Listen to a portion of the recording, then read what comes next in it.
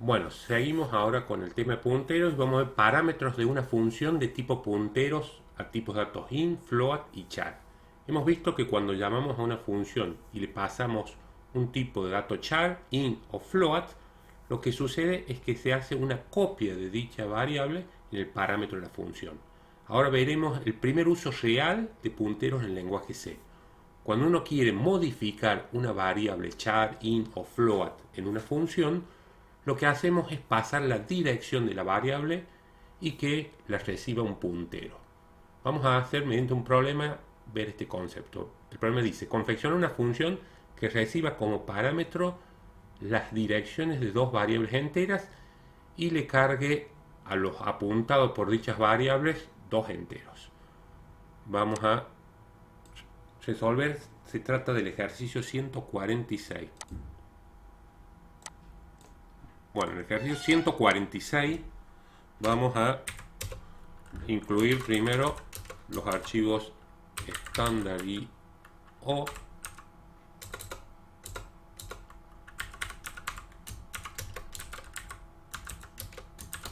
console.io y vamos a hacer la función cargar y dice que la función debe recibir como parámetros las direcciones de dos variables enteras. Le vamos a las direcciones de dos variables enteras, o sea, tienen que ser punteros a enteros los parámetros. Los dos parámetros int y lo apuntado o asterisco p2. ¿Qué es lo que vamos a hacer dentro de las funciones? En lo apuntado por p1 vamos a guardar el valor 100 y en lo apuntado por p2 vamos a guardar el 200.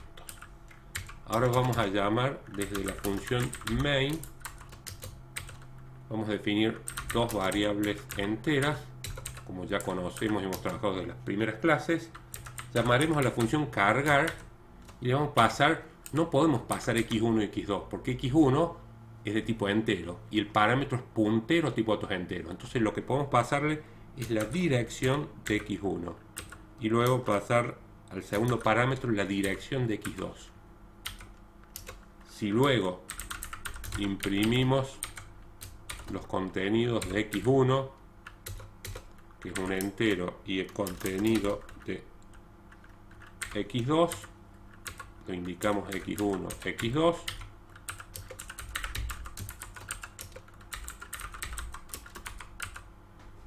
veamos. Yo a la función cargar, podemos no dejar ese espacio, le estoy pasando la dirección de x1, por lo que si le paso una dirección de un entero, debe recibir un puntero de tipo entero. Y en lo apuntado por P1, que en realidad lo apuntado por P1 es la dirección de X1. Se está cargando el 100 en la variable X1. Y en lo apuntado por P2 estamos guardando el 200. Y desde la main hemos pasado la dirección de X2. Quiere decir que el 200 se está guardando en X2. Si yo imprimo X1 y X2, vamos a ver que tenemos que X1, cuando lo imprimo, almacena el 100. Y X2 almacena el 200. Hemos visto que los contenidos de x1 y x2 las hemos modificado en la función cargar. Todo lo que conocimos anteriormente, habíamos visto que cuando pasamos x1 y x2 a las funciones y reciben parámetros enteros, no se pueden modificar. En cambio, si le enviamos las direcciones de las variables, luego, mediante lo apuntado por esas variables, podemos acceder a los contenidos de las variables que le pasamos. Esto es muy útil y recién ahora podemos entender, después de mucho avanzar en este curso de lenguaje C, podemos entender completamente la sintaxis de int x1, defino una variable entera, y luego mediante scanf le paso la dirección de x1.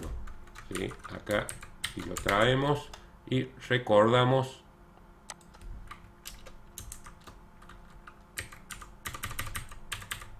vamos a borrar esto.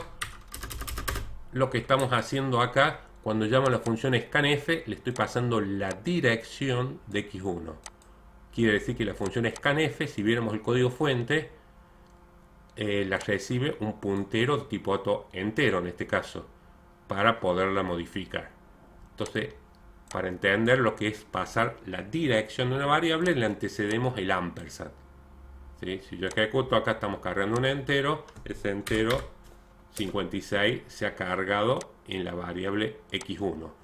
¿Cómo pudo la función scanf cargarla? Porque le hemos pasado la dirección de la variable y en la función, con lo apuntado por el puntero, accede al contenido para que se cargue en x1.